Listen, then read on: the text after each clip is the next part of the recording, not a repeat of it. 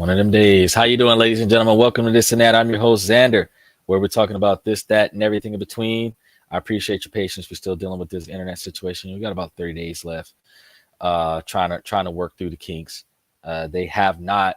I got to give them a call after the show. They have not resolved the problem, and no matter how many times we mass reset, we are not experiencing a improvement in the scenario. So we're gonna have to give them another call. I really appreciate you guys and your patience. Thank you very much. We are still running live 7 days a week. We were supposed to start 30 minutes ago, but we kind of got everything teed off right now. And today we're supposed to be answering the request of some of the fans that wanted to talk about Boston Dynamics. So before we get started into our discussion about Boston Dynamics, make sure that you guys can like and subscribe. Follow us on Twitter and Twitch. TikTok is still down, so unfortunately, not much we can do about that right now. We still got a small month and a half away from getting our president-elect in there to potentially take his necessary actions to try to unravel the overall conundrum. But you have state-by-state restrictions. So unless the U.S. government makes some type of executive order that demands that all states unban and unblock China, unless something like that happens where it's a law that you can't block the airways from China, then unless something like that happens, you're probably going to see the banment continue and then also increase, because there's only like 10 states left. And when 90% of the country does something, the rest of them soon follow. So by the end of 2025, going into the beginning of 2026, if Trump doesn't do something different, you're probably not going to see too much more TikTok in the United States, at least not for streamers. Now, you can watch it if you've already got it downloaded onto your phone, but if you didn't get it before the ban went out, by January 29th, they're probably going to start doing some stuff that is going to effectively prevent us from being able to see them at all. So the stuff that we just got to worry about with that. And while we're on the topic of technology, remember, you guys, you can click that link, approve the mic, approve the camera, and then speak in real time on the show. We all have the ability for you guys to definitely give shout outs to some of your friends and family. You will also see, we're starting to do a little bit of glitching here. You'll also be able to see that you can donate to the podcast. I encourage that on a regular basis. With the like and subscribe information right there. And then you guys can throw something with the special emojis, the new gifts that they're coming out with, where you're throwing like coin at us, equivalent to that of Twitch and or TikTok, where you throw a couple coins at us, and they throw a small percentage of coin at us at the creator, because YouTube gets a cut of every time money changes hands. So we get a percentage, but we don't get the whole donation thing. But you are still, nevertheless supporting the channel. And as you support the channel is able to provide you with better quality stuff, and we'll be able to get better quality internet service, because we're supposed to be dealing with relocating the areas that should be next in line for fiber optics. So once T-Mobile fiber starts coming into this side of the country, then we will start seeing 2,000 megabytes per second, where we're now currently operating on like 20 megabytes per second upload speed, 20 to 40 megabytes per second max, where if they're giving us 2,000, even if it's 500 up and 500 down, the fact is that if I had 500 megabytes per second upload speed, I'd be able to run this in 1080p 4K and just so as soon as we see fiber on the option, it's going to be like, boom, we're going to get that. That even if I got to get into the reserve list where fiber happens, and then I'm one of the first ones to end up with fiber, that's going to be one of the things that we're going to do. But until that happens, we just got to bear with us. We're still operating on the internet, and one of the towers is still under repair. So we're going to keep giving you information on that as time goes on. Now, let's go ahead and get started with our discussion about Boston Dynamics. So they asked me about Boston Dynamics and what was going on with the technological transformations where Boston Dynamics has taken over Michigan.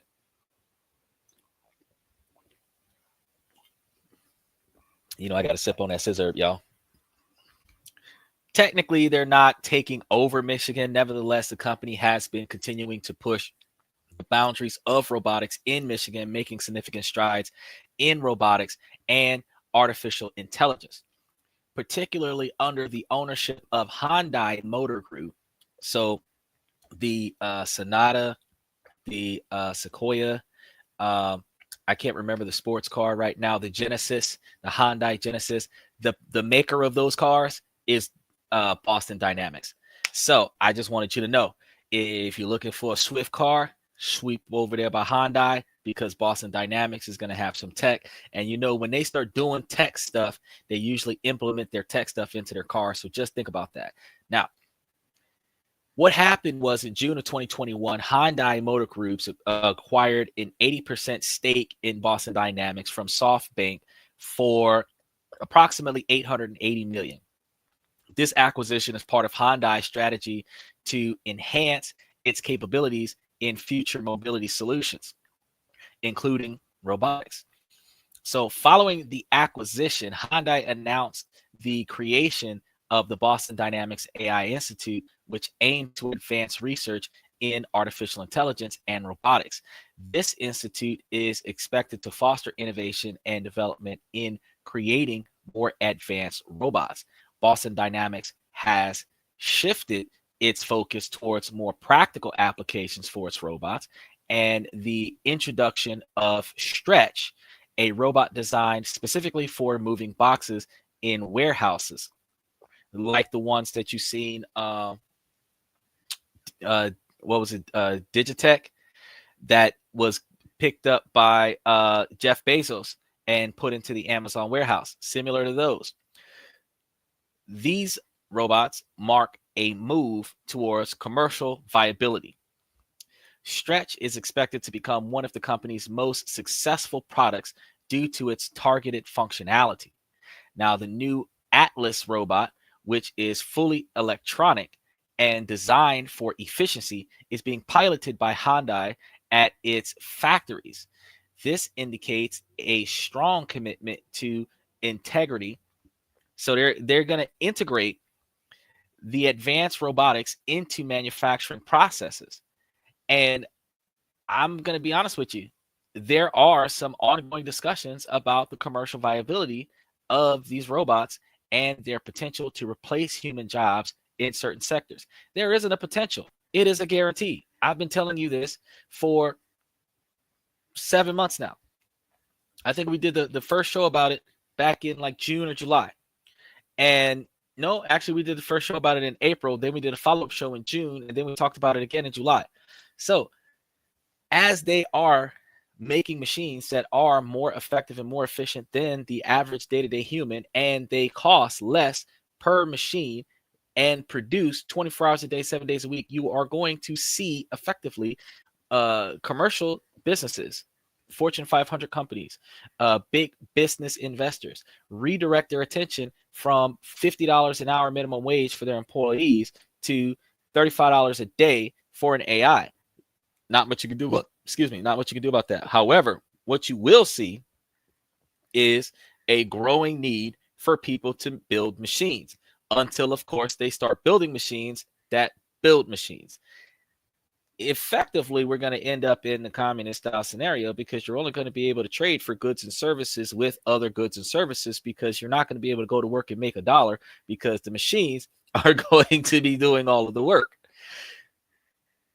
It is efficient if they make machines for a person, like Elon Musk did, where people can buy those machines, and then the companies that built the machines make a lot of money. But when you make machines and then those machines are now replacing humans, unless somebody can buy a machine and then rent the machine to the company, where the company pays the owner of that machine dividends for the existence of that machine, likely you're not going to have a way to make money for you. You're really going to be in a position where you actually have to invest while you got money into companies while you got money, so that when there's no employment, you still got money, because nowhere to work, where you're going to make your money from. It sucks. Now, as Boston Dynamics continues to take its operations to the next level in Michigan, This expansion is a huge deal for the tech industry and the local economy. So, with its cutting edge robotics and AI technology, the company is poised to bring about significant change in the way business operates in the state. And that's going to be a true to life.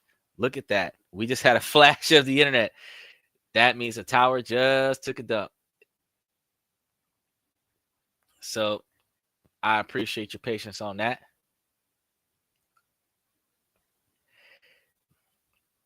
So it's one of those things that we have to remember as technology continues to improve, that things are going to continue to get a lot better. And as things continue to get a lot better, we are going to continue to experience a larger quantity of motivation to put us into a new direction when it comes down to the usage and utilization of technology. Now, bear with me for a minute, guys, because we're live and I've got a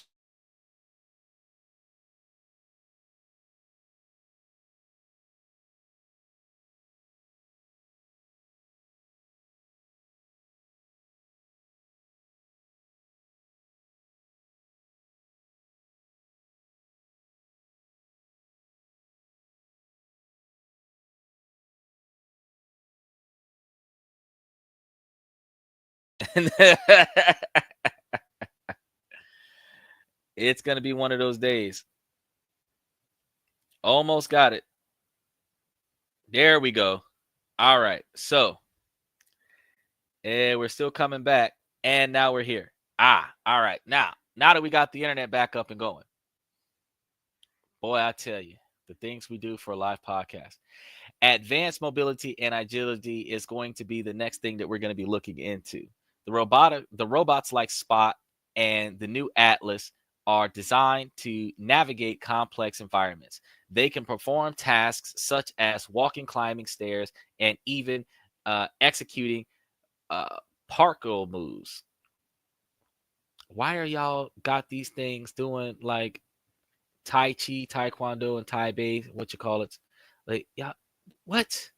But they're showcasing exceptional agility that can outperform humans in specific scenarios. Truthfully, any double jointed machine is going to outsmart a single jointed human. Y'all tripping. I gotta sip some scissor up on this. Hold on, y'all. I can't believe it's not butter. All right. The next generation not gonna know what that commercial is about. All y'all old folks know what I'm talking about. The versatility application that Boston Dynamics robots are going to be able to do will be adapted for various industry applications. For instance, Stretch is designed for the warehouse operation capable of moving boxes efficiently on flat surfaces, which can significantly enhance productivity in logistics.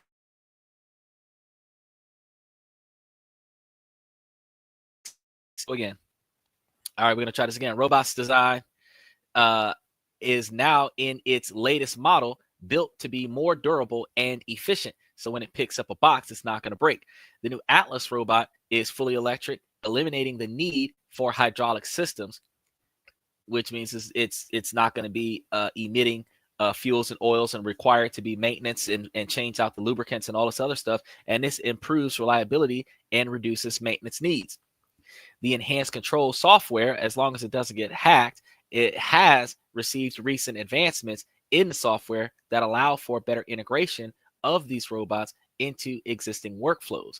This adaptability makes it easier for businesses to implement robotic solutions without extensive infrastructure changes. Because if you've got to have a whole station for the controller, you got to have a station to store the robots, you got to have a charge station, you got to have a repair station, that changes the whole warehouse. Because all of that stuff has to be at the warehouse in order for you to maximize efficiency, so that when one goes down, whether the battery dies or it needs to be replaced, some gun can be taken off the floor and another one can be put into productivity. You typically, depending upon the lasting life, the half-life of the usage of the robot, typically determines how many of them you need on a day-to-day basis. So say, for example, if you have a 12-hour usage time, 8-hour charge time, that means that you're going to be down a robot every 8 hours, but you'll get the robot's effectiveness for every 12 hours. Well, if you're trying to reduce charge times and maximize utilization, you might have 3 of those robots where each robot works 8 hours, which only then requires each robot to have maybe 6 hours of charge time, which means that you actually could have 3 robots working 3 different shifts where one gets on the floor, one gets off the floor, goes and charges. The second one gets off the floor, the third one comes on the floor, and the second one goes and charges. By the time the second one gets on the charger, the first one's ready to come off the charger, and now you've got round-the-clock productivity. But if each one of those robots costs you $35 a day to have and maintain, the fact is you'd be spending less than $150 a day on labor as opposed to spending $35 an hour per person on labor. Think about the magnitude of the effectiveness of just mass producing, having an overflow. You could go the extra mile and buy a 4th robot where you can always have an extra one in case one needs to be repaired. So you still don't lose productivity. You don't lose the effectiveness of the machines because you have an extra one. As soon as one of the ones break, you have an extra one that gets on the floor.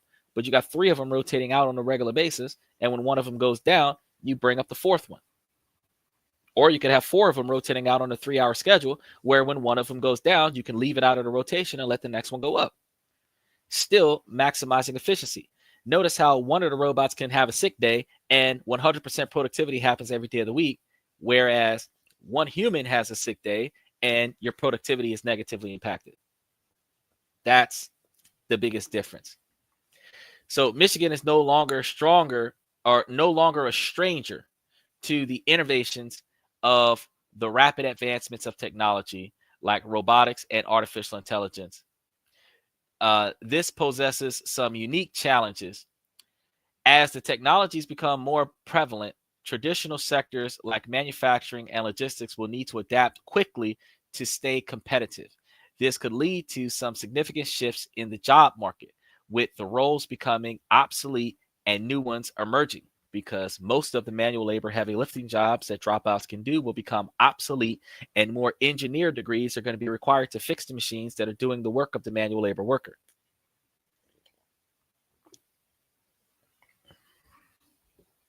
But think about the fact that you'll have one engineer being paid by the hour to fix 300 robots. So you still have 300 employees unemployed for each mass flip turnover that you do with this.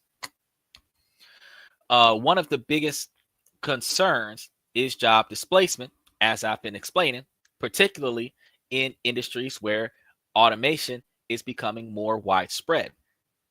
While it's true the robots can perform tasks more efficiently and accurately than humans, it's also important to consider the potential consequences for workers who may find themselves displaced.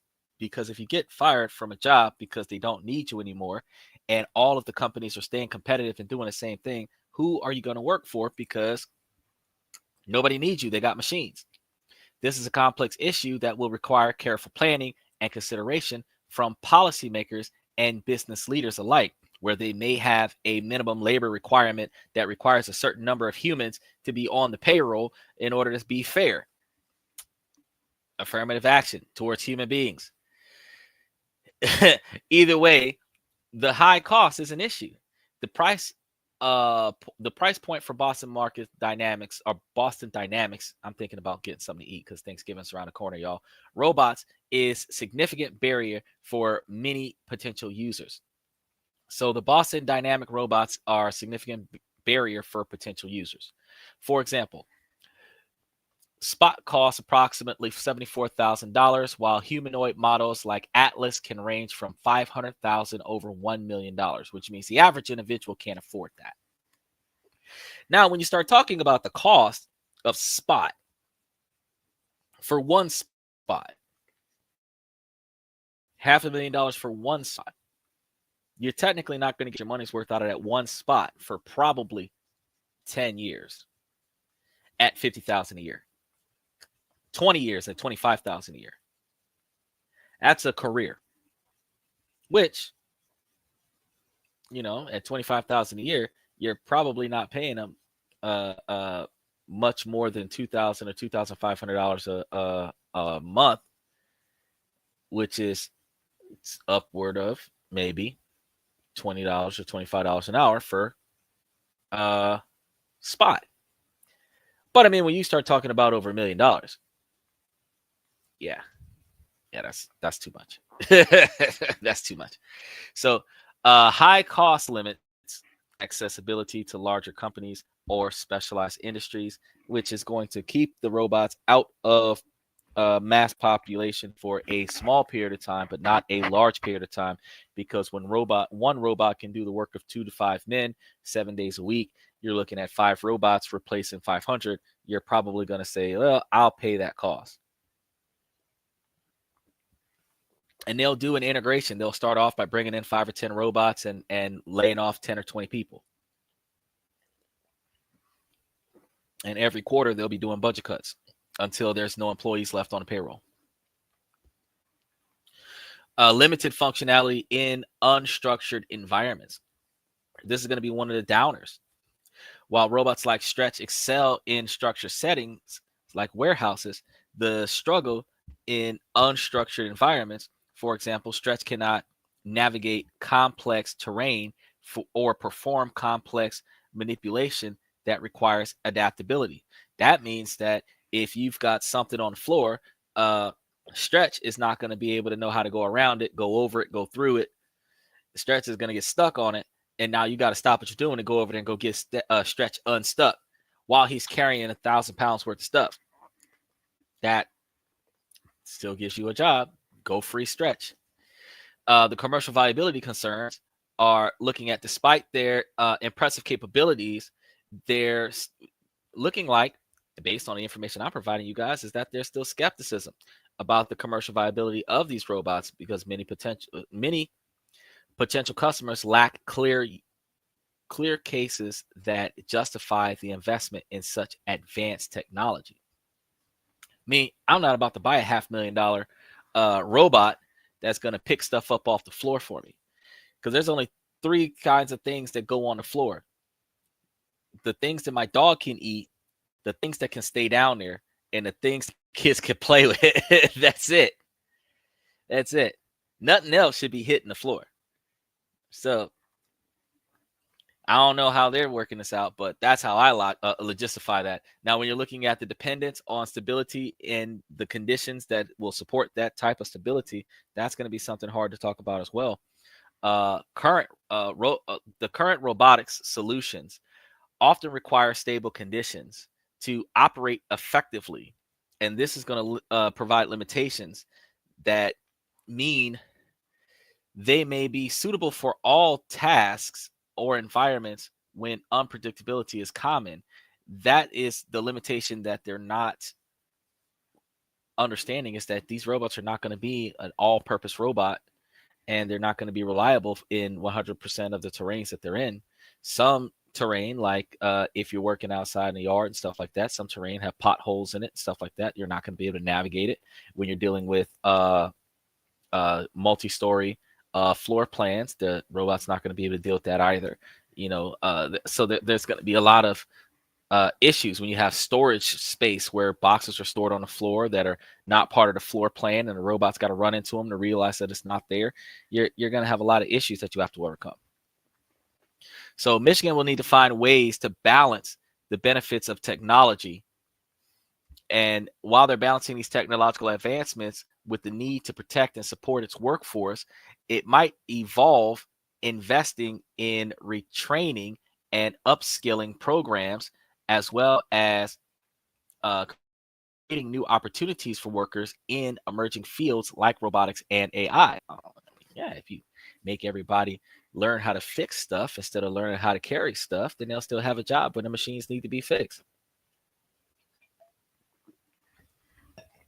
Boston Dynamics is at the forefront of this technological revolution, and its innovations are changing the game for manufacturing and logistics in Michigan. The company's robots are capable of performing tasks that were previously impossible for machines, from assembling and packaging to warehousing and shipping, which means Amazon is going to be shipping stuff a lot faster because it's not going to be getting stolen, the employees. And with its advantages, AI algorithms will give them autonomy because people are not going to have to control these robots. That's when they're really going to fire people. Boston Dynamics is able to optimize every step of the process, making it faster, cheaper, and more efficient on the back end, because you're looking at paying $500,000 to $1 million for one of these things, but it'll pay itself off over time. One of the most exciting developments in the use of robotics in warehouses and inventory management is the fact that these boxes can do better at keeping track of the inventory than humans can. Now, Boston Dynamics robots can navigate complex spaces with ease, identifying and retrieving items with precision and speed. This not only increases efficiency, but also reduces the risk of errors and accidents. Because y'all know that we don't want to have any on-the-job injuries with any robots, because I'm more than sure that Allstate and Progressive would both be mad if there is a claim taken out on a robot that crashed into another robot at the warehouse. I am more than positive that is considered an on-the-job injury, and they are supposed to get some what you call that, workman's compensation, robots compensation. You're gonna see in new development, you're gonna see manufacturing company versus machine, where the machine self-representing itself because it can research the law, and the machine takes legal action for damages incurred on its chassis.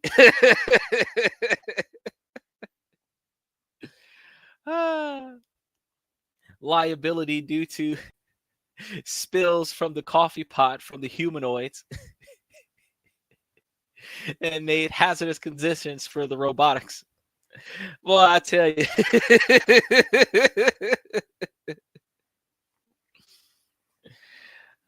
This is real news, y'all. This is onion. This is real news. I don't know why they asked me about this, but this is some stuff. Look, another area that Boston Dynamics is making a big impact is going to be the field of supply chain management. So they're going up against China with that supply chain management. And by using AI to analyze data and optimize routes, the company's robots can streamline delivery processes, reducing costs and improving customer satisfaction. So just recently, Boston Dynamics announced a major partnership with a leading Michigan-based manufacturer to develop a new line of robots designed specifically for automotive industries. And this is going to be a huge deal for the state, as it will create hundreds of new jobs and inject millions of dollars into the local economy. This partnership is just the latest example of Boston Dynamics' commitment to Michigan, and it's clear that the company is dedicated to making a positive impact on the state.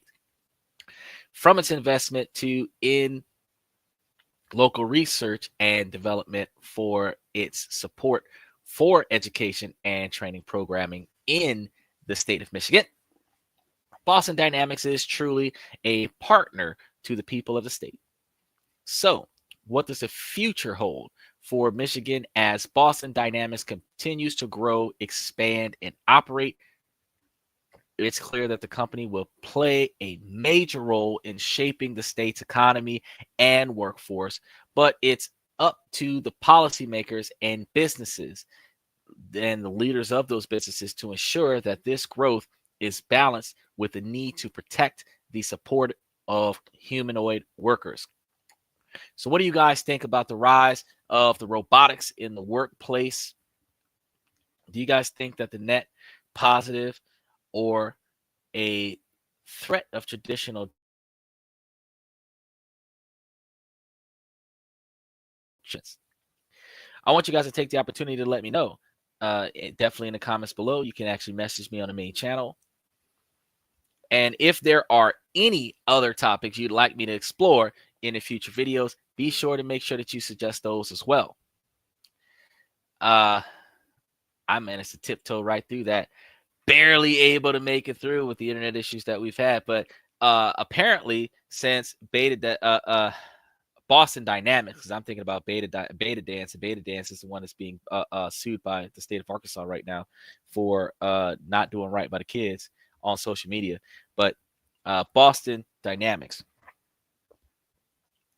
is going to actually, if they're incorporating this into their manufacturing department, you're going to see faster development of Hondas. You're going to see more intricate installment of parts. You're going to find it as an owner more difficult in order to get those parts off of the car when you're trying to replace it yourself, because machines can reach in places that are not natural to human beings. So you're going to find a lot more strictly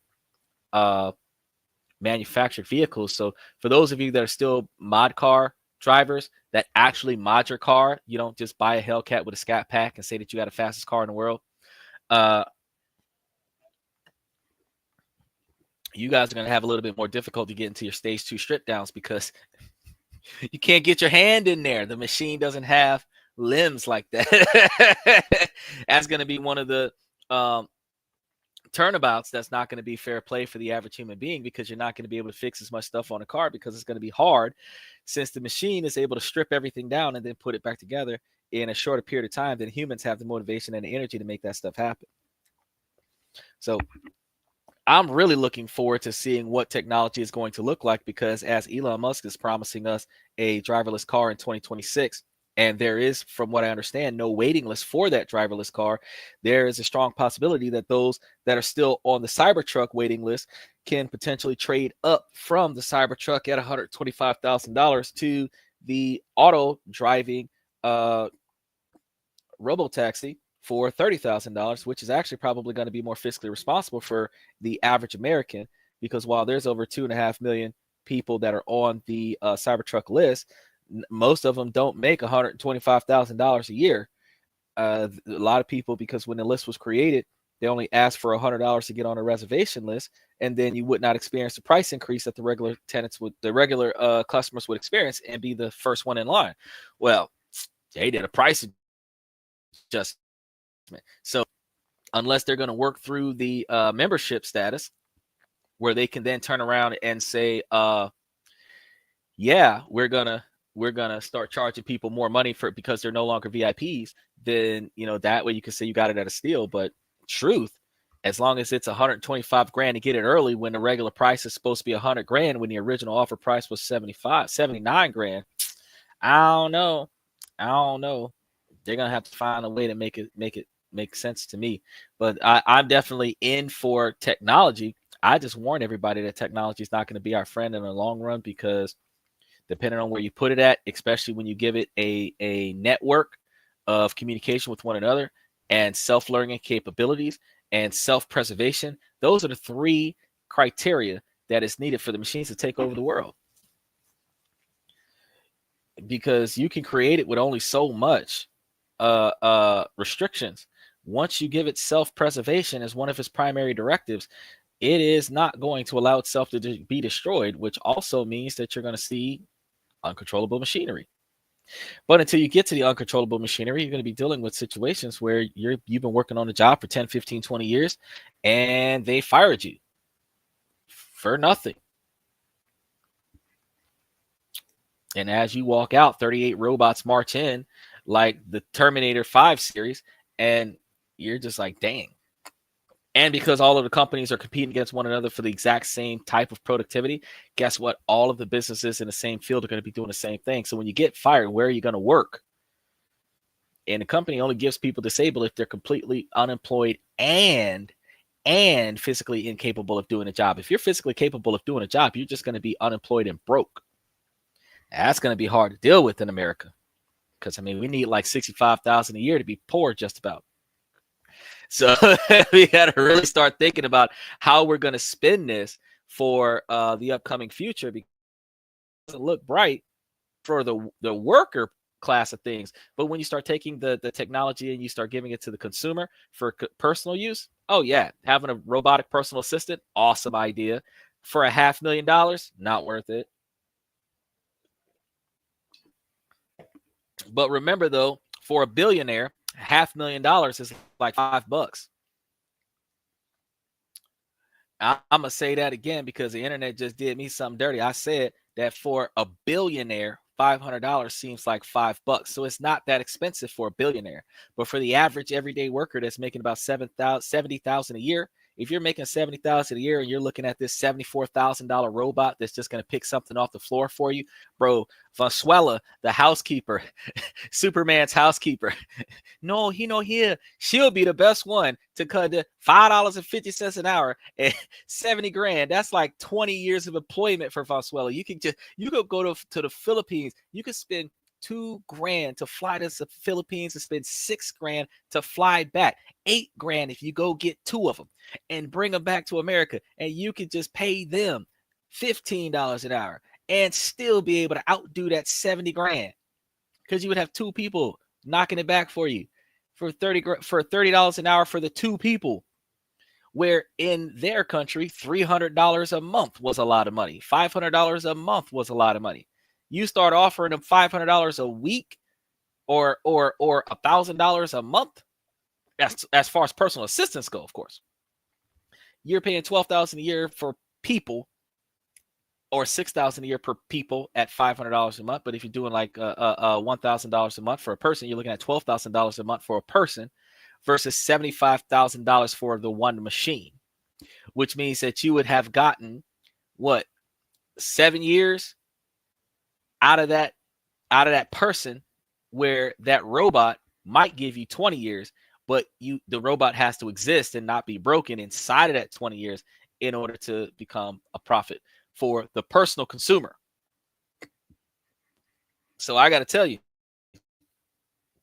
unless you got that much stuff that needs to be done, I don't see myself really finding a way to invest in the humanoid robots. Now, those people who have a lot of extra money, they're lonely, they need a companion. You've got a robot that responds, makes mixed drinks for you, and drive you around. You got that kind of money to throw around and you don't have any friends. Yeah, get your robot. It's better than getting a dog, because a robot will not pee on your shoes. But outside of that, they're making it easier for big business to make more expensive stuff for us to pay for, because the cost of these machines are going to be offset on the unit price value of the products that are being sold by that company. So just imagine exactly how much more the cars from Hyundai cost. Now you know why. It's not because they're better quality cars now. It's because they're going to offset their expenses onto the consumer. That's what most businesses do. So definitely take a look at that. Real quick, I want to tell you guys to make sure that you like and subscribe. Make sure that you join the membership. We've got some business investment ideas and startup strategy plans coming up on Friday for Romania. And then we're going to have some more that we're going to be talking about coming up on Saturday this week, before we do our members only show that it's been opened up to the public for now. So I strongly recommend that you like and subscribe and potentially join the membership, because any information that I haven't given you on a live is usually going to be buried in the membership. So I definitely encourage you guys to take a look at that. And also make sure that you share this with somebody that you know that has something against it, because I take all comments. We can debate on a positive note, or we can throw shade. I'm probably going to be more logistic about it and just answer your questions and roll through the debate. So again, if you've got any questions that you want to ask, be sure to ask them. I strongly encourage that, because that would help you learn more about the things that you can do. Since we're also talking about Romania on Friday, we're going to be doing the same thing all about Brazil on Saturday before we do it, the members only show on Sunday, where we talk about the ridiculous things that people allow themselves to go through and providing those people with advice about how to make better decisions. So I strongly recommend that you come to the show every night of the week. We're running about live 9 Eastern, 8 Central, 5 Pacific. And I think it's a good idea, because the stuff that we're going to learn about business and finance and investing and personal improvements. And as of recent, I just found out that, oh, hey, you can go to a couple countries and get you some tax-free revenue. So I'm just trying to say, like, I'm trying to go over here and find out how can I get me some free money.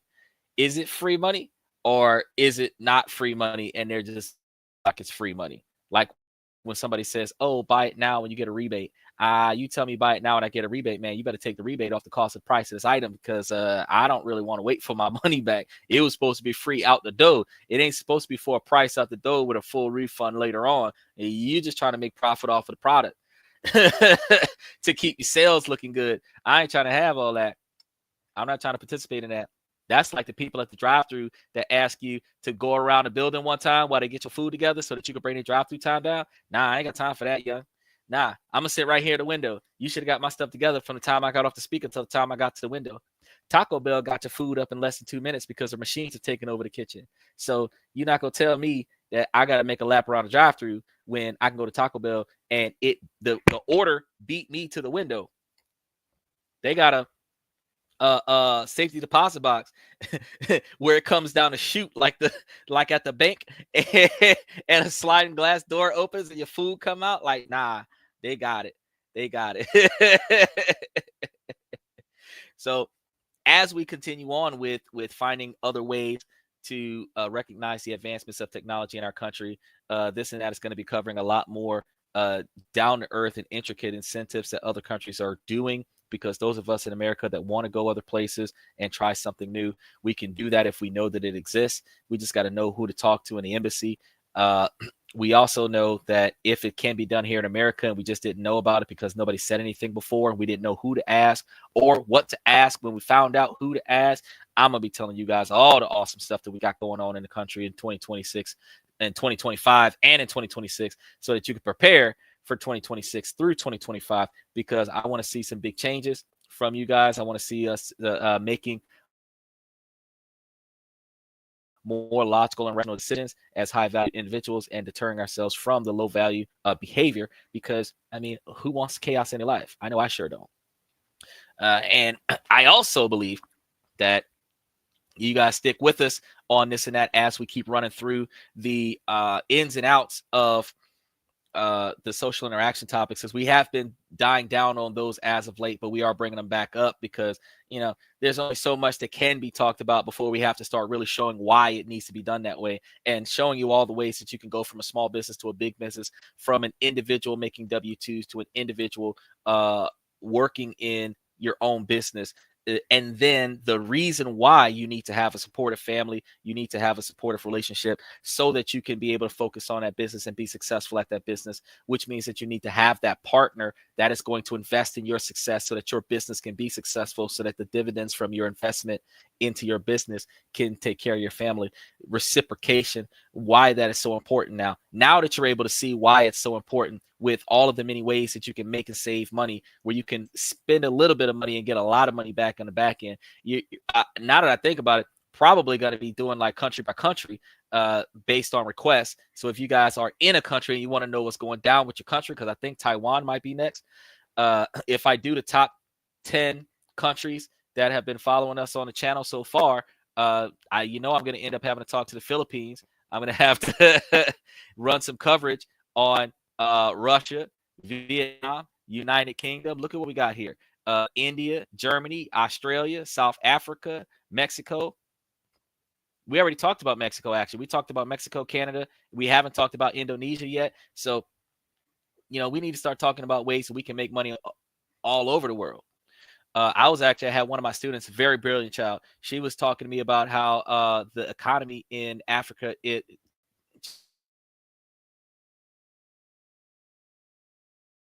what these children are, and they're not even in America. They over here, they just brilliant. You know what I'm saying? Brilliant. And I'm just fascinated about it because we're talking about politics and economy in the class. And I'm just thinking, man, when I was that age, if I had adults telling me about this stuff, you know how many big business moves I'd have been making before I was 18? Shoot. And stuff wasn't as expensive back then. You know, and I was telling her, oh, that's another topic I should be trying to cover soon. Are you guys familiar with BRICS? It's 5 different countries that to make a major currency that is combating with the euro and the US dollar.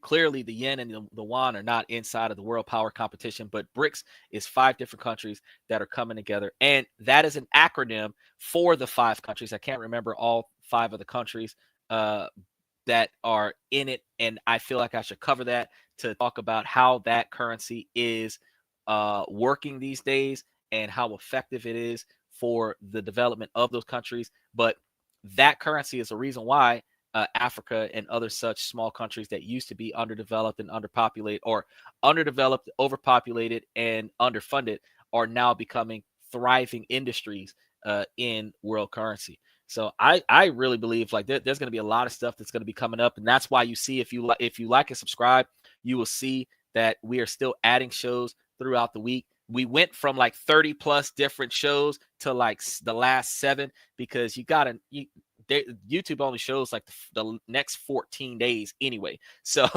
I'm like, let me just go ahead, because I got to make room for the guest stars that's coming onto the show. I got to make room for the new topics. I got to make sure that I make room for the on-demand requests of the fans, because if you guys have a topic that you want me to explore, I want to get it up to you right away. So I don't want to bog down the entire month with pre-disclosed shows. So now I'm trying to give you like the next like 5 or 6 shows that's going to be coming up, and then as you guys ask for certain questions and answers, I'll be able to throw those shows up a lot faster and squeeze your questions in there, where your question becomes the topic of the day. So like a Webster dictionary, like an Alexa, like a Siri, like a Gemini, like a Perplexity AI, I'm going to be sitting here spending an hour explaining to you all the stuff that answers that one question. So think that you was getting information from us before on this and that, where we talk about this, that, and everything in between. I can guarantee you the way things are going right now, y'all are going to drop an interesting question into the comment section, and you're going to be like, yo, I didn't know that it was that deep. Yeah, we're like the umbrella company. We're going to go 300 levels deep into this topic, and you're going to be like, yo, it gets deep. And I'm going to be able to piece together this stuff for you, because there's going to be some things that we talk about that actually connect to other shows that I've already done, where you can kind of see why this is so good for us, that we just never thought about doing. We just never thought about putting ourselves into. So with that being said, I'm going to wrap things up early tonight. I want to make sure that I tell you guys to like and subscribe. And remember that we're supposed to start at 9 Eastern, 8 Central, 5 Pacific. Make sure that you guys keep an eye out on a lot of the upcoming episodes that we're going to have. I want to take some time to get the rest of these set up, because I actually get all the research information together before the show even airs. And then you see me schedule the show up on the podcast. So you'll see 3 or 4 more days come up tonight after I get off the show, which is why I'm ending the show a little bit early tonight, so that I can make sure that I can get the rest of this week and half of next week up there, and also respond to a lot of the fans, because I do got a lot of comments coming in on multiple channels. So I want to make sure that I respond to all of the fans that have questions and comments, because you know that some of those really good questions and comments, I end up bringing them up onto the show anyway, where you guys can listen to what was said and be like, dang, which episode did that person say that in? Because we got one fan that watched the show from last week Sunday, and she said, oh man, that woman needs to get it together, because she's 19 years old and she over here trying to get abortions and hiding secrets from a mom, and ducking off at a sister house and running from a boyfriend and all this other nonsense. And she got it. She making bad choices, and she's having bad consequences with it. And it's just chaos. And there isn't much that I can tell her outside of, step back and start trying to make some more rational and logical decisions. And I have the same responses for men. I tell them that all the time. Standing on your non-negotiable expectations for behavior. It's just something that we don't think about on a regular basis as to why we're in the catastrophic failure that we're in. So I've been dedicating myself to making sure that no matter what we do, we know, because you can't say that it wasn't said. You can't say that wasn't public record. Can't nobody sit on a stoop, smoke no blunt, and say that the man is holding us down, because this man on this and that preaching the gospel about how you can make it make sense. You can get that financial wealth. You can get that financial security. You can go from working for somebody else to working for yourself, go from working for yourself to retiring and not having to work at all. I already showed you guys the book from Brett Owens, and when it was talking about how you can live off of 8% interest, where you just put your money in the bank and just live off the interest. You're making almost $50,000 a year of interest on your investment, where you don't got to do nothing but wake up every day and move your money around. Hardest part of your day is moving your money around, and you're moving your money around digitally. You're not picking it up on pallets and carrying it. You're moving your money around digitally. So you're literally sitting on your cell phone, your tablet, or your laptop. You're moving your money around, and then you done for the day. That 2-3 hours of watching your money shift, and then you go take a nap, bro. That is not a hard life. And if you could get there, it don't matter if you find somebody in America or if you find somebody in South Africa. What matters is that when you find your happiness and you've got financial freedom where you can go where you want to go and do what you want to do and spend time with your family and live long lives with your family instead of having to kill yourself at work. Oh, that's what retirement was supposed to be for. That's the American dream, is to have a husband or a wife, kids, a dog, picket fence, electric car, 2 cars in the driveway, and income to pay for it all. Now, if you can get all that and not have to go to work every day, that's the American dream. That's when America used to be great back in the day. Back in the day, we used to be able to sit on the porch with a rocking chair, sipping on some lemonade, and you ain't even had to tell the workers to get back to work. You had somebody else out there telling the workers to get back to work. You be looking at him like, hey, don't be too hard on him. We need him to work tomorrow. Y'all remember them days now. Y'all remember them days. Cotton didn't always start in aspirin bottles. They started somewhere else. All right. So I'm gonna wrap things up because I gotta get started on getting some of this stuff done, and then I do gotta touch base with a lot of my students because, like I told you, in addition to this podcast, I'm also a teacher, and I like to give you guys all the information that you need, and I like to make sure that I give my students all the information that they need. So now I got to start gathering information for everybody. So make sure that you follow us 7 days a week, like and subscribe, share it with a friend, share it with a family member. All y'all get on here together. Make sure that you throw us some special things, some special likes, special emojis, special comments, throw us some gifts, send us some donations, help support the podcast. And as I say every night of the week, ladies, as long as the situation doesn't make sense, I'm going to keep asking y'all to make it make sense. So ladies, please make it make sense. For the rest of you gentlemen, thank you for coming to This and That, where we talk about this, that, and everything in between. I am your host, Xander, and I will see you guys tomorrow night.